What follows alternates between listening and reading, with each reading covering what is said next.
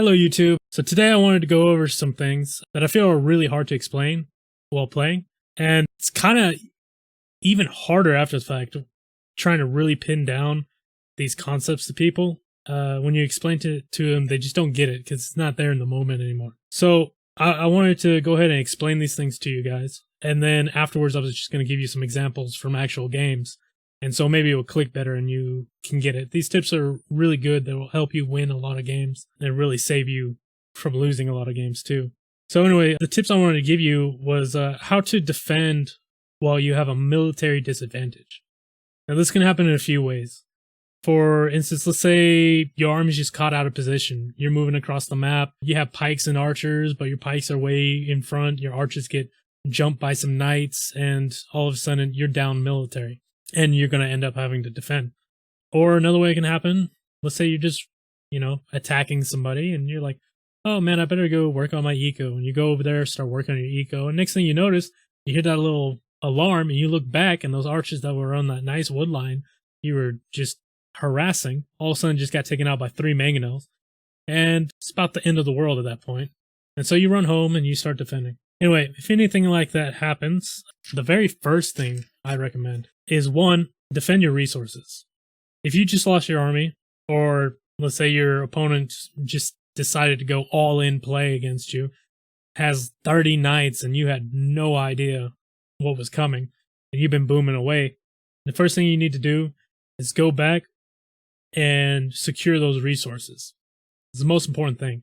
You can't make any army and you can't make any defenses if you don't have resources to do it. So prioritize that. The second thing is to make counter units.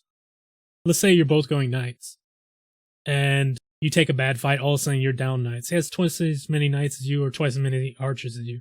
Does it really make sense to keep making archers when he outnumbers you? And especially, let's just say, at a small scale, 5 knights easily kill 4 knights, right? So if you bump that scale up, that guy has twice as many knights as you. If you took a fight with that, you might kill 1 or 2 of his knights, but he killed all of yours. So it doesn't make sense to keep going with the same unit when you're behind. So you always want to make counter units. The point of that also is you want to cost your opponent more resources than you're going to be spending. So if he already has those knights on the field and he keeps making knights, you all of a sudden go halberdiers. Those knights are costing him food. It's 75 gold. Those halberdiers costing you no gold, just a little bit of food and wood, and you're taking those out. So in the long run, you are actually going to be ahead in resources. The next thing is you need to reinforce the weaknesses in your position. And by what I mean by that is, it sounds very similar to defend your resources, but it's not like that. Defending your resources, it's like putting a couple spears if your enemy's going scouts or just walling it off. Well, I'm talking about reinforcing the weak areas. Let's say you have the side of your base that is just kind of open. You have some TCs on the other side, but they just they can come in here and kill a whole bunch of your villagers on the farm. Or let's say you're on a wood line, but there's a hill right beside it, and your enemy could easily just park his army on top of that hill, make siege workshop, and start raining down hell onto your economy. In that case, a situation like that, the best thing you could do is go ahead and put a castle on that hill yourself. You know what I mean? Or that super open area, maybe wall it off a little bit, or put a tower up, something of that sort, so that it's not a long-term weakness for you anymore. Because if you have a long-term weakness, your opponent, if he's smart, is not going to attack you where you're strong. He's going to run around and find where you're weak and get in. My next tip is to make small counterattacks. You don't always have to send a large force out to do damage, right? You'll be amazed how much just 8 archers that you just sneak out. Your opponent doesn't really see it coming. He's focused on the front, and that's a small dot of your color instead of a large one. He doesn't see it for whatever reason. You're in there, you kill 4 or 5 villagers with those 8 archers. It was totally worth it. Or even 2 knights. You sneak 2 knights in, 2 different places. He sees one, the other one's still killing all his villagers on the wood line. He's going slow. Same thing can be done with scouts. Actually, I've won a lot of games or gained a significant advantage because while I'm attacking one area with my large force, I sneak in a couple scouts in the back, and he doesn't notice. And that scout sits there and kills like 15 vills. I've had it happen to me too, so I'm not foolproof on that. But little things like that can go a long way. And if not, it also can distract him. Let's say his army's in front. All of a sudden, he hears that notification because his eco is getting raided, right? He goes back to try to deal with that problem over there. All of a sudden, you can attack his army. He's not microing. He's not running away from your pikemen with his knights. He's not running his crossbows away from your mangonel. All of a sudden, you're in the driver's seat now because you killed his army. So small counterattacks, I feel, are really beneficial, especially when you're behind. My fifth tip is try as much as you can to restrict gold. I'll show you an example of this coming up. But if your opponent is attacking, if he's really trying to do damage to you, like the fights you don't have to take are never trash units, right? If the enemy comes to your base with a whole bunch of skirms, is he really getting through those walls? You know what I mean? Is he really going to kill a villager? How many skirms does it take to kill a villager? It takes 1,000,000 of them. They're not going to do damage with that. Or they could do some damage with scouts, but let's say those are very easily countered by halberdiers. Archers can take them out. They're not very strong. But a knight, a crossbow, siege units, all these things that can destroy TCs, that can do real damage to you, they all cost gold. So any chance you can get to just harass the gold, or, if you can somehow put a castle on the gold, or secure it in some other way, that's going to go a long way into bringing you back into the game. The last thing on my list is after you have an economic advantage by defending cost effectively, restricting his gold, defending really well, what you need to do is go ahead and turn that into a military advantage for yourself, or a tech advantage. And what I mean by that is, how often are you getting attacked? It happens a lot in Feudal Age. Okay, they're banging at the door with a little bit of archers or some scouts or something of that nature, and you just turtle up, you go to Castle Age. All of a sudden you have a tech advantage. You start sending out like 3-4 knights, you can clear his whole army. And that's what I mean by that. So you're defending and you're catching up, but after you catch up, you get to the point where you're actually ahead, what you need to do is go ahead and turn the tables, start out producing him, or go up to Imperial and take the fight to him. You are now winning. You're in the driver's seat because you defended well. But there is a disclaimer on that. So never, ever, ever, ever go up to Imp if you can't produce anything when you're there. It makes no sense. If this guy has been hounding you and you're thinking Imp is going to save you, you still have to afford those upgrades. You know what I mean? You still have to sit there. You're like, oh, well, I'll just go up to Imp. I'll get Arbalest. You still have to get up there. You have to research Arbalest. You have to produce the Arbalest afterwards. So what's the point? You might as well have the army first and then go up to Imp. Or else you go up to Imp, you spend all those resources. How many resources? 1,000 food, 800 gold. That is a lot of resources that you could have made significant military force with. And you just go blow it to go to Imp and lose, basically. I've had a lot of games where I've had bad matchups. I'm Magyars versus Indians, and he's already got camels, so I switch into the worst pikes ever with no squires, and I'm attacking, and they decide to go up to Imp. That doesn't stop me. I just swarm him in with pikemen. If that game wasn't so old and I could still record it from the recorded game, I would show you that it was amazing. There's so many instances like that where going to Imp is not your best option.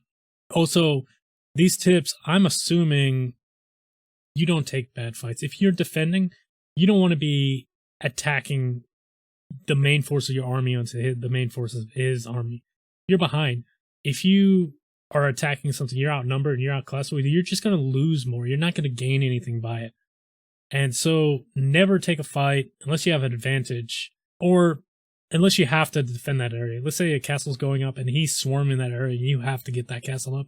Yeah, then go ahead, take that bad fight, get that castle up. You need it for defense. The thing is to remember is, if you're defending, you're defending. It is the attacking person's obligation. It's his job to attack you, not your job to attack him. He needs to force the fight, and it's your job to capitalize on all the bad decisions that he makes. And oftentimes, you know, and I'll do it on one of these games coming up. I didn't need to do it. I was just playing someone a lot lower level than me. And oftentimes it's best just to give up an area. Like, if you can't defend it, if it's going to cost you too much to defend an area, just leave it. You know, there's no point in wasting more resources defending an area when you can just move. You're not losing much. You know what I mean? Like, let's say you got 40 villagers in an area. They're coming with mangonels and knights and all this, and you don't have enough forces in the area to defend. Just get them out of there. You know, there's no point in trying to hang on to that. So get out before the fighting starts, and he won't gain anything for it. But anyway, so that's it on the tips. Now let's get to the examples. So this game between me and Endless, somebody I'm trying to teach some of these tips tips to, and actually who inspired me to make this video, and one more for the opposite, how to press a military advantage. You know, that's just as important as defending. So yeah, anyway, he's Frank's, I'm Brit's. I think he chose his civ and I went random. Gatherer. So that's the introduction to this. Right here, I wanted to show this because I assumed he would go scout, so I made a spearman. It came out the wrong side, but then I ended up seeing his spearman, and then also I saw his scout. And earlier in the game, I actually did kill his scout, so I know this is a new scout, so he's going scouts. So since he's going scouts, and he got to feudal first, and scouts are faster than archers, I go ahead preemptively. I make the spears. So I go ahead, this area where the spear is heading, where he's attacking my villager, it's weak. You know, it's easy, my wood line's there, he can come in there and do some damage, so I'm going to just go preemptively send a spear. Luckily, not luckily, but it just so happened that as I was sending the spear there, sure enough, scout came. So there I go. William. And look, Correct. He can't attack the scout, he has to leave. No damage for me. On the other side, I have my archers, have the spearmen. You know, he's just going around my base. He really can't do anything about it. I'm also scouting him. I'm looking at, you know, where I can hit him. So, anyway, let's say before this, he had the military advantage because he had the scouts. Now I have some archers out. I have enough archers to take a scout. So now I have the military advantage. I'm going to go attack. I'm going to leave a couple of spears behind just to take care of any scouts that come in. And here we go. It's also important that what I just did there with my archers was I actually sent it to his wood line. And what I was telling you, like small counterattacks, this is what I'm talking about. This is why they can be important. That one is all my army, so it wouldn't be considered small, but even a small force like that. So he's over here. He's going to get a villager. Yay. Chopper. So I run my villager. Firm. My archers are on his wood line. Ready. Attacking. I'm not actually sure if but it distracted him Ready. enough that so I walled off my wood. Remember, Chopper. Securing my resources. And I look over here, he's fighting skirms. I run those archers back, and he just lost all his scouts. You know, he did get a Vil for it, so it was worth it. And here's me just attacking, and I wanted to show this because, okay, he's trying to counter my archers. He's going with a lot of skirm, so I run my army back. This is later on. I'm behind my walls. He can't really attack me. I'm still scouting him. I'm going to go attack that wood line here in a little bit. So, cool. I move out, sneaking my counterattack. I got my counter unit right there, the scout, but he hit Castle Age. So, I give up on the scouts. There's no point in going scouts because it's about to have knights. And I could go pikemen, but I thought about it. I think I even got the armor upgrade. But they're countered by knights, skirms, and my archers countered by skirms. I did get ballistics, and I dropped a TC in that area right there where I would be taking the wood. And this is what I was talking about. Look at this. Not that many archers. And I get 2 bills there. I think I got 2 bills on the wood line. Send them. Ready. And he was attacking me at the same time. So I am going Greet to ready. reinforce Mandatum. my line Ditch. with the TC. Bolden. I could have walled them out. Gatherer. but I Mandatum. didn't feel Firm. like it Yea, was fair Estora. to kind of quick wall Yay. against Mandatum. him, Bolden. so I Ready, decided, yay. you know, I'll just put up the TC, and then I decided, okay, I could wall. Grayton. I just wasn't going to quick wall, and then he got in, but he didn't get any damage. Also, in my base, we can back this up for a minute. As he came in, I transitioned to this. I already had my archers here, so he can't do any damage. So this area is pretty secure. So I am defending my resources right now. I am defending Grayton? at the moment. He's going skirms and knights. I don't really have anything to do with that. This is later on, and this I just wanted to show this. So this is way later on. I was defending. He even told me after the game, he's like, "Man, I couldn't hit you anywhere." And why is that? So I added another TC over there on my gold in the back because I'm going to be taking there. Now he can't really hit there. I added another TC on the side because he kept going back there, and I wanted that gold. So I secured that gold. I have another TC taking more wood on the left side. I have a lot more TCs than I need. And every time he tried to attack me, he was losing resources. I stopped making archers a long time ago. I just switched to longbowmen. I don't even have that many. I'm not really using all the resources I could, or I should be, but I wanted to teach this concept to him, so I was being defensive. But at the same time, I didn't tell him I was going to play defensive before the game. I told him I was going to play a certain way so that he could learn. Greet and Bolden. Wait, and also I dropped that castle kind of Ready. forward. Yay. And I dropped another one. Yay, So one was yes. a little bit defensive, so Battle. Ready. Yours. front Bolden. face, so I can drop the next one. Now look, I'm pressing. Willie. I have a Bolden. military advantage. Yay. Bolden. He cannot engage my army anymore, even with skirms. Ready. My army is too Yay. big. Battle. And Britain Battle. range is basically what it is. My range is too much for him to handle, Estora. so he can't engage my army. So he goes over and he attacks Yay. my TC. And this is what I was talking about. I probably best way, honestly, to defend. I probably could have put a siege workshop on my own on top of the hill, and then I wouldn't have any problems later. But like I said, you know, I just didn't want to go that hard. Also, this is a good example. I can't hold that position. I mean, I could, but I had to take my army back, and I'm attacking, and so therefore I don't. I have a military advantage in the front. I don't in the back. So I don't want to bring my army back because then I'm not attacking anymore. So Correct. that's what I'm talking about. Dick Willem. I don't have to stay there. Bolden. I'm just gonna move. I don't Mandatum. think I'll lose Bolden. any villagers running away Bolden. from me. Ready. Dich. Here's another example of there was a hill there. That side was kind of weak. Now we're in late Castle Age, or I'm in Imp. He's in late Castle Age. If he does have enough knights, he could take my TCs. He could come in. So now just the TCs is not enough to defend the area. So let me go ahead and reinforce it with Ready. castle. Chopper. Prevent him from coming in. And I'm still attacking Yay. the front. Yes. Ready. Just Equivalent. pushing into his face. Grayton. Here's another example of reinforcing the position. You see how that part is kind of open there? So ideally, right where the houses are there in the middle, I would like a castle there. But he's coming in a little bit fast, so I'm going to go ahead and sit here. I'm going to delete these farms. I'm gonna Ready. build a castle right here so you can't really push Bolden. into that either. Dich. And then I will Mandatum. go back some military Bolden. to defend my TC. But I'm going to wait until I need to. Mandatum. Yes. And here it Yeah, is. yeah. Just a couple Yes. minutes later. He gave me enough time. Oh, yeah, he still hasn't. Yeah, yeah. I got all my Fight. food. And look, Equivalent. this is all I need Yes. to defend. Yeah. And it's also good to Battle. know this. Like, what do you actually need? Yay. Yes. Equivalent. I have protect Yay. advantage. I'm in here. I Equivalent. have elite Battle. longbowmen here. Yes. Yay. I have bracer. I have all my archer. Battle. I'm good to go. And Equivalent. really, Yes. those Yay. skirms Fight. are really a threat to me. These knights and the Yes. mangonels are. Battle. So, Equivalent. I snipe the Yay. mangonels. I Yes. snipe the knights. Yes. Fight. Now, Yes. honestly, those longbowmen, I could have garrisoned them with Grayton? TC, but they did D. their job. That's all I need. Firm. Equals to Ready. the GG Yay. shortly. Battle. Because I'm still pressing in the front.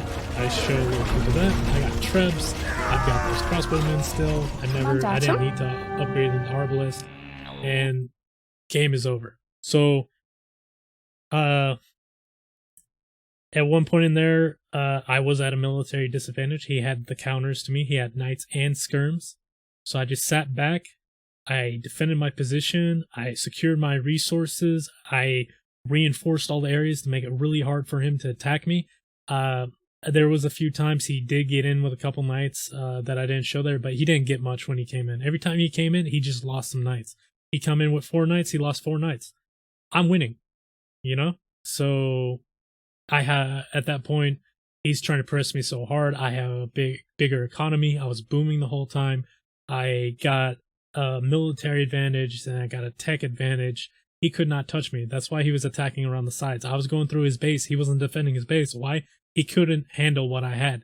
His best hope was to try to kill my economy, but I reinforced everything. I was so defended at home, I didn't need my military there except for on that one corner, and which I honestly could have gave that up too. I had too many villagers at that point. All right, so here's the next game, and I love this game because I get to show you 2 examples in one game. It's me and my buddy Nameless. We're playing, and these guys that we're playing against at the time, I think we're 2200 team rank, and they are 2450 team rank, right? And they go for a crazy all-in strategy, and I'm going to show all the little warning signs that we got, that we knew something was weird. First off, also the Civ Franks and Khmer together was kind of weird, but I mean, either one could go archers, but it's just usually not how they're played. They're both usually played for scout openings. But so here we go. That's just introduction. Find all my resources, and we should transition later. It gave me enough time here to talk, but I ended up pausing. So we're going forward. I go scout. Oh, here's the first thing. My first clue. I went up super early. I went up at 18 pop. I could have went 16 pop. I went up at 18 pop. His timing tells me he went up at 16 or 17 pop. You know? Or maybe he went up before that, but he idled or something. So something's weird. So I'm going to go ahead and scout him the rest of the way. Right now, 8 minutes. That's about the time you need to be scouting your opponent. So I go ahead. I'm going to go scout. So, like I said, he got there. And this one, I know something's up. You see how he had all those villagers on berries all of a sudden. I knew he was doing something wacky at this point. I was like, okay, you don't have any wood. You don't have anything. I have an economic advantage, but you're probably going to push. You're going to have a military advantage, which he does. He already has more scouts on the field than I do.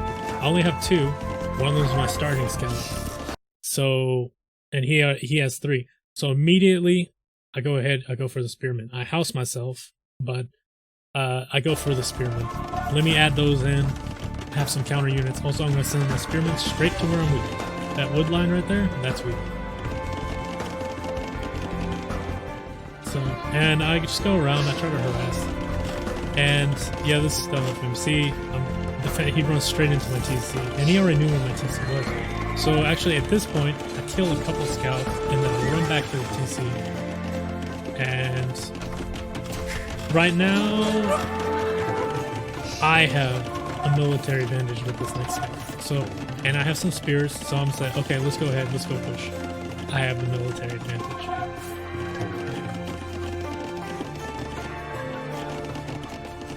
And, oh, this is very important. If you notice where I sent that, my spears are on the left, my scouts are on the right. I went to both areas. I knew he had gold. I split up. I wanted to make sure he's not on gold because he's going very heavily into scouts. I already found out, so I know he's not on gold yet. And also, if I can keep him off gold for as long as I can, he can't get to Castle Age. How do you get to Castle Age without gold? Can't.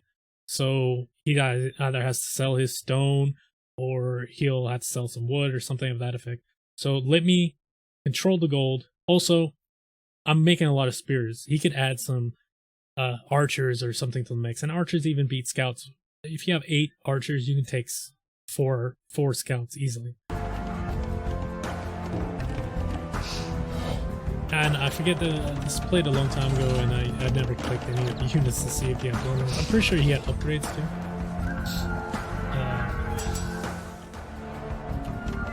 But yeah, he's going crazy numbers of scouts.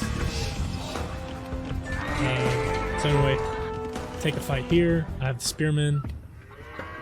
So, you know, I'm trying to take good fights. He does come here. I wanted to show this. He does counterattack. I put those spears on my gold because I knew it was weak. But he just had a lot of numbers. And I did not expect him to have that many numbers. So now, funny thing is, I think I got just as many villagers as he got from me. So even though he had all those scouts up there by my base, he got a couple of bills. He got a build before that, and I think he'll get some bills after that. I still have more villagers than he does. And yeah, like I said, I'm just, look, I pushed him off that gold. Like I was saying, I'm restricting the gold. Now I'm attacking the other gold, just harassing it as much as I can. Now, right here, I shouldn't have taken this fight. I don't know why I thought I could take this fight. I thought I had enough spears. No. I think that's the point where he actually had armor and bloodlines, and I did not check. So, okay. Immediately, I'm like, okay, cool. Let me wall up. Let me secure my wood. And try just going to wall my gold, but as you can see, he came in at a perfect time. But still, he got some bills there. I'm up, almost up to Castle Age. I turned that economic lead I had into a technological lead, and then I will make camels, and then I will have a military lead as well. So now I'm walling up. I get to Castle Age, and I was gonna add more stables, and then I don't know what's going on with my build. I was gonna make more stables, but then I decided, no, you know what? I need to secure my wood. So let me go ahead and reinforce this wood line, protect my base a little more. And it's a good thing I did, because all of a sudden, oh look, his buddy is here to play. And I put up the TC. Look how many scouts are in my base. How much military they had. That's how far behind I was. And they resign right there. I have 2 TCs. They can't do any damage. I have the tech advantage. They know camels are coming, so therefore I have a military advantage. The game is over just from me defending well. And here's the other side, Nameless. Both sides go for this crazy scout play. Since we were playing together, I went cavalry, he went archers. Honestly wish I went archers, but I was sticking with cavalry for the team game aspect. But so here we go, Nameless's side. So here's first thing. Nameless sees my guy went up. He doesn't respond too much. We're talking, and I was like, I'm about to be up too. So he doesn't respond too much. He knows I will keep my guy busy, just like I trust him to keep his guy busy. He sees me go up, no problem. Now, but here, look, immediately you see his guy goes up. Okay, game is on. His guy's going up. He's about to have scouts. He just hit feudal himself. It takes some time for archer. Let him go ahead. He's going to wall up his resources, his gold here. And he's going to make his spearmen. He's going to put one over here on the berries, one over here to defend his wood and his gold. And look, oh, spearmen won't, I mean, the scouts want no part of that. He starts building up his archer force. Okay, so there we go again. Scouts tried to do something, but they can't do anything right now. Alright, so now he has enough archers, spearmen, because he has a military advantage. He's going to go attack. And he's reinforcing. All his reinforcing archers are staying at home, so he is still defending. Okay, here's something that is going to come up in my attacking video. When you have a military advantage, you want to force engagements. You want to make the enemy waste his military. Right now, look, he has scouts. He doesn't want to engage. But you know how to make that guy engage? Let's threaten his economy. So, boom. He's in here with archers. He's killing vills. The scouts, the guy's like, oh crap, okay, cool, I have to do something about this. But, Nameless easily outmatches the scouts. Scouts are not that great against archers. And look how many kills he gets for it. He pressed his advantage, and he's taking villagers for it. Okay, I showed that other part right there. You see how he had that army reinforcing at home. He just killed all his scouts. So, he doesn't need that army at home anymore. So let's go ahead and bring in the next wave. Keep up the pressure. It keeps the enemy at his base. And he'll keep reinforcing at home too. I think he leaves some spears around just to deal with any stragglers. But look at this. Look how many more scouts Yellow has. This is an insane amount of scouts. This is costing a lot of food. So Nameless is attacking his farms. So in this case, where I was restricting gold, so my guy couldn't get up to Castle Age. Nameless over here restricting his farm, so he can't make more scouts. Also, he can't get up to Castle Age. And here he goes, forcing engagements again, killing villas. The guy decides he'd rather not fight. Nameless makes sure he knows he has scouts. You saw him put the spears up there. He kept the archers. He had some spears in the front, spears in the back. Make sure he can't get killed. Nameless like he demolishes that guy right there with his archer. Anyway, so I hit Castle Age. Pretty much. Also another thing, Nameless noticed the guy's not there, so might as well just pull the rest of his army from back home, go up, and he's trying to figure out where he goes, but we figure out where it goes, or he figures out because I start screaming. I'm like, fuck, there's like 30 knights in my base. Anyway, but they called it GG. I have the tech advantage. Nameless defended well and got his own military advantage, so therefore we won the game. Anyway, I hope that helped you guys out. I appreciate you watching, and honestly, I hope you learned something from this and this helps you out in your games. Anyway, thank you for your time, guys, and I'll see you next time. The next video actually will be the opposite, how to press a military advantage, which is my favorite thing to do. Usually I'm on that side of things, and I hope that would be very informative for you as well. Anyway, thank you for your time, and have a nice day.